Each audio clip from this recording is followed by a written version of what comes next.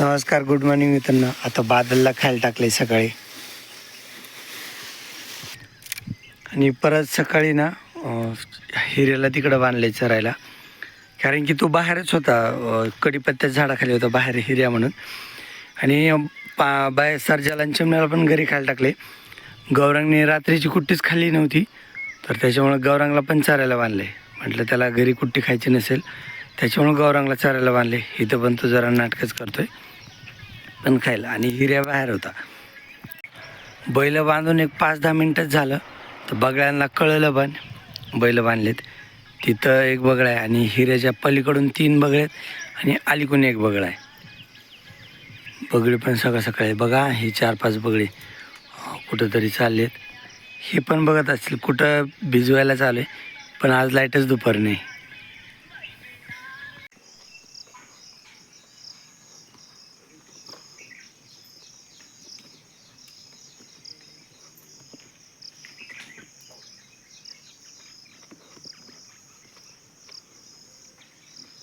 मित्रांनो, मी आता आलो आपल्या ऊसाच्या शेतात, काटवांतल्या ऊसात.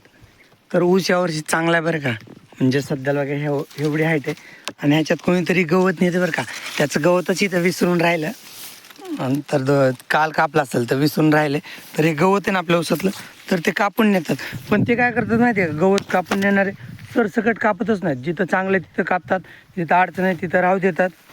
आणि ह्याच्यात तसलं बाजरा गवत तर भरपूर होतं बरं का, तर ते पण नेले. ह्याला ऊसात गवत बिले झाले की राव. हे बघा, ऊसाच्या साईडनी हराळच आहे जास्त करून आणि गवत आहे. का ह्याच्यात तणनाशक पण जमत नाही हराळीला आणि ह्या गवताला, म्हणजे मरतच नाही 2,4-D त्यांनी हे गवत. तर हे बघा समोर गवत आहे. तर गवत नेणारे काय करतात, हे बघा इथं पण थोडंसं गवत विसरले खाली कापलेलं त्यांनी. आणि कसं खालून बुडक्यापासून कापून न्यायचं ना, कसं पण ओरबडले, जसं जमेल तसं असं वरूनच ओरबडले. मला बघावंच लागेल कोण गवत न्यायला येते ते, जरा व्यवस्थित नेतच नाही. हे बघा, हे बाजरा गवत आहे ना, तर हे नेण्यासाठी मी एका मित्राला म्हटलं होतं घेऊन जा तुला पाहिजे तर, मग तो नेतोय की दुसरं कोण नेते माहीत नाही. पण हे बघा इथं आता ही ठोंबडी ना बाजऱ्या गवताची, तर ही ठोंबडी दुसरीच आहे बाजऱ्या गवताची. ते आपल्या शेजाऱ्यांनी पेरलं होतं बरं का एकदा, तर त्याचंच बी बनवून उडून इकडं आपल्या शेतात येते आणि लयच वैताग देते आपल्याला. हे बघा हेच ते बाजरा गवत आहे ज्याने आपल्याला लय त्रास दिला आहे. हे बघा हिथं हे बघा हिथलं पण असं ओरबडून नेले, असं बुडापासून कापलं नाही, अर्ध्यातूनच कापलंय वरूनच. कोण नेते काय माहिती. आता मला शोधच घ्यावं लागेल बरं एकदा कोण नेते. आणि ते बाजऱ्या गवताचं प्रमाण पण लय. हे बघा हिथं पण आता हे पानं पण बाजऱ्या गवताचे येते, ओळखूच येत नाही. आता समोर बघितलं ना ऊसच वाटतोय, पण जवळून बघितलं ना तर हे बघा हे बाजरा गवत वेगळंच आहे. ह्याचं तुम्हाला चिपाट दाखवतो. तर हे बघा ही अशी काडी राहते बाजऱ्या गवताची. आणि ऊस कसा, हे बघा असा मोठा राहतो ऊस आणि बाजरा गवत छोटं राहतं आकाराने. तर असा प्रॉब्लेम आहे. बाकी ऊस आपला छान आहे बरं का. बाकीचा ऊस बघितलं ना तर समजा चांगला आहे म्हणायचं. बघा एवढा असा आहे हाईटला वगैरे, चांगलं आहे. इकडे जरा गवत कमी राहू मधल्या पट्ट्यात, कारण की मशागत पण केली ना ऊसाला चांगली आपण. आणि वरच्या शेतातला ऊस आहे ना, तर तो मी मगाच रस्त्याने बघितला, तर तो ह्या ऊसापेक्षा चांगला आहे. म्हणजे फुटवा पण त्याला जास्त आहे आणि हिरवट पण आहे ना पानाची काळोखी, तर ती पण ह्या ऊसापेक्षा चांगली आहे वरच्या ऊसाला. हे बघा इथून पण दिसतोय ना चांगला मोठा म्हणून. हे बघा आपण आत्ता बघितलेलं हे खालचं शेत आहे आणि हे वरचं जे मी ऊस चांगला म्हणतो ना, तर ते हे वालं शेत आहे. तर इथला ऊस एकदम चांगला आहे, म्हणजे काळोखी वगैरे चांगली ऊसावरची आणि हाईट पण भरपूर झाली. बघा त्या ऊसापेक्षा एक अर्धा फूट हाईट जास्त आहे ह्या ऊसाची. हे बघा इथं बांधाला गवत किती रे बैलांना खायला. असं कवळं गवत असलं ना तर बैलेले खातात. म्हणजे हे बघा ह्याच्यात नुसते पानच आहेत, काड्या कमी आणि कोवळे पान आहेत ना, बैलांना अशी आवडतं. त्या बांधाच्याकडे बैल लय चरतेला. इकडं परत हे बघा इकडं हराळण ते, आणि तो ऊसाच्या साईडला हे ठोंबड्यात ना, तर ह्यात तर बैल लय खातील रे. मित्रांनो आता हे समोर दिसते ना, तर हे कडवळ कापायचं चालू आहे. कालची पण बॅग भरायची राहिली थोड्या वेळाने.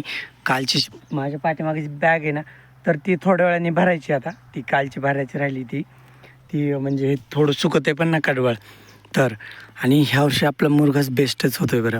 आता हे कडवळ पण ह्या आणखीन एक 3 टनाची बॅग शिल्लक आहे, तर ती पण भरायची आपल्याला. आज कडवळ कापून ठेवायचे म्हणजे पूर्ण सुकल, उद्यापर्यंत कडवळ पूर्ण सुकते. आणि ऊन पण भरपूर आहे ना, तर त्याच्यामुळं कडवळ चांगलं सुकते. तर आणि यावर्षी मुरघास मस्त होतं बरं का. खर्च होतं बरं का आपला थोडंफार जास्त, पण मुरघास चांगला होतो आहे यावर्षी. पाऊस बी काय माहिती, आणि आता 20 जून आला पण तरी पण आणखीन पाऊस काय म्हणजे कंटिन्यू भरपूर नाही पडला आणखीन. पण बघूया काय होतं, पाऊस कमी जास्त असेल तरी आपल्याकडं चारा तर भरपूरच आहे. आणि परत नेपियर पण बघा पाठीमागं चांगलं वाढलं आहे ते नेपियर पण भरपूर आलं आहे तोडायला. चाऱ्याची काय कमी नाही. परत आपलं एका शेतात ऊस ठेवला आपण गुरांसाठी, तर तळ्याकडचं एक शेतात ऊस पण आहे आपल्याला गुरांना काही अडचण येणार नाही खायची. ह्याला जागेवर बकेटीने पाणी पाजलं मी 3 पण बैलांना. त्याच्यातलं सर्जा पिलं नाही, गौरंग पाणी पिला. गौरंगला तिथं चरा बांधले, सर्जाला तिथं बांधले. हिरा त्याच्या जागेवर गेला आहे उन्हामुळं. आणि चिमण्याला जागेवर पाणी. चिमण्याला लगेच थोडंसं पलीकडं बांधायचं चारायला. इथं बैलापाशी बगळी किती आली ना, एक पण होता ना. चला आता गौरंगला सकाळून एक पिला उजव्या खांदी झुपला होता, आता डाव्या खांदी झुपला. सरजी सारख्या तुला कळा ना काय घरी जायची, ती गंमत घेतोय, गौरंगची गंमत घेतोय सरजा. की म्हणजे घरी जायचे त्याला माहिती तरी तिकडं ओढितो मुद्दामन. आता ह्याच्या अगोदर एक खेप आणली, आज एवढी खेप. म्हणजे कालचा जो 5 टनाचा बोत राहिला होता ना, तर तो पूर्ण भरतोय आता म्हणजे एवढ्याच्यात. आणि गौरंग आता रुळलाय बरं का चांगला कामाला गौरंग. आता कसं व्यवस्थित गाडी घेतोय. त्याला सगळं कळलं आता तिथं जाऊन थांबायचं म्हणून.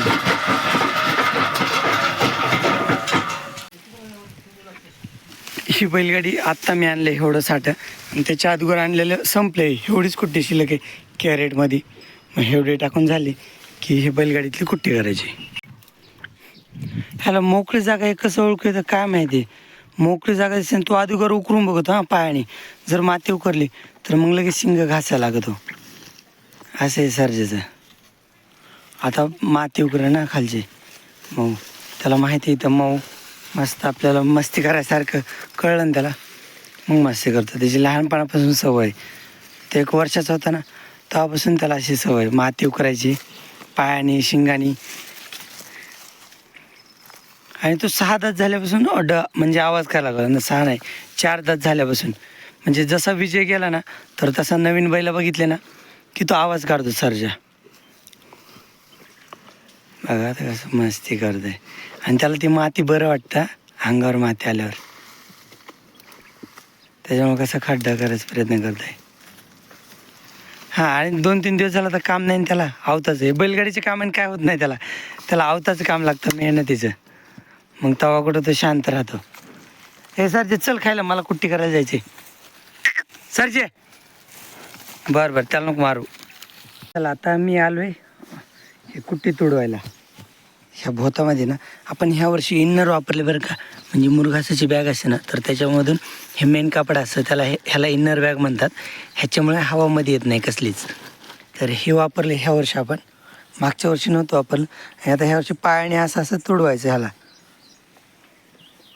म्हणजे काय चोपत राहतं ते, असं सारखं चलत राहायचं. जास्त काही दुसरं काय करायची गरज नाही, असं चलत राहायचं सारखं.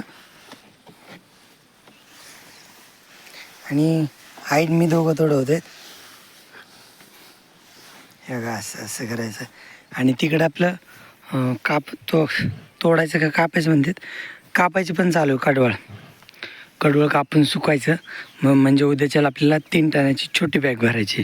आपल्याकडे मुरघासाच्या 2च बॅग आहेत आणि चारा पण 2 बॅगी पुरताच आहे. आणि तेवढं आपल्याला बस होतात. मध्ये तोडायचं नाही. असं असं असं असं तुम्हाला फरक दिसतोय ना, माझे पाय खड्ड्यात गेलेत कुट्टीपेक्षा. म्हणजे तोडल्याने फरक खरंच पडतो. आणि लय मटेरियल बसलं ह्या बॅगेत.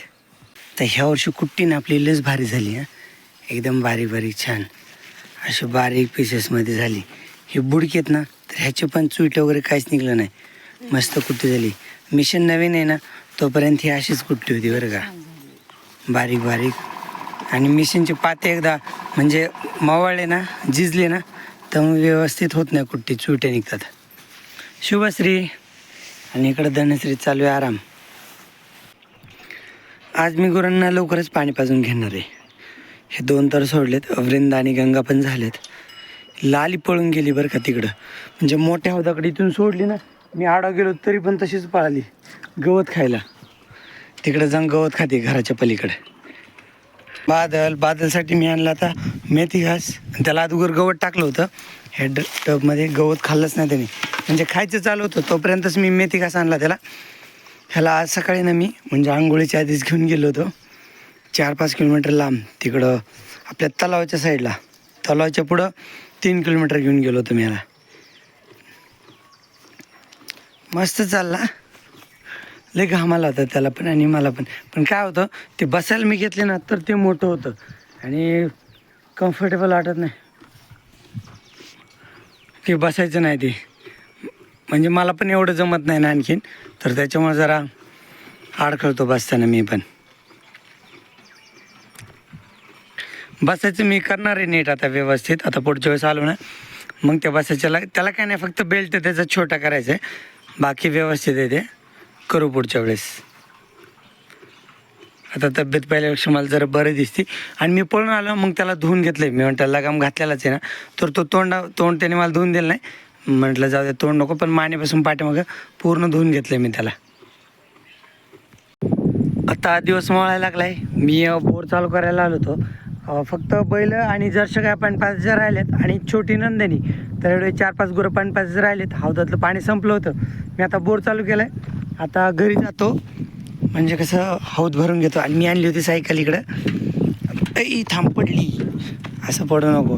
तिला स्टँड पण आहे बरं का, पण काय होतं वाऱ्याने स्टँड पडतो, म्हणजे वाऱ्याने सायकल पडते, स्टँडवर राहत नाही, कारण सध्याला वारं सुटतंय ना थोडं. मग त्याच्यामुळे आता चला चाललो घरी.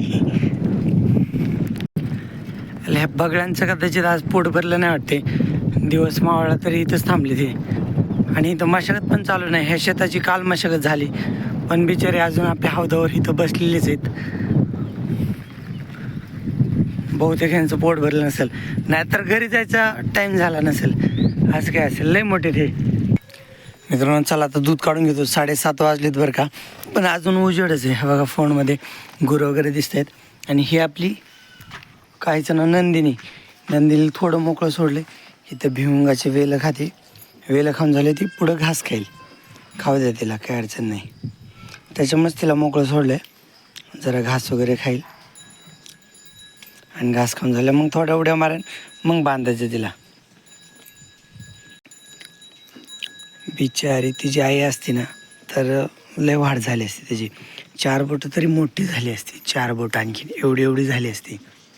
आई गेल्यामुळं जरा बारीक राहिली. ती वाचली हीच लय मोठी गोष्ट आहे, म्हणजे आपल्यासाठी चांगली.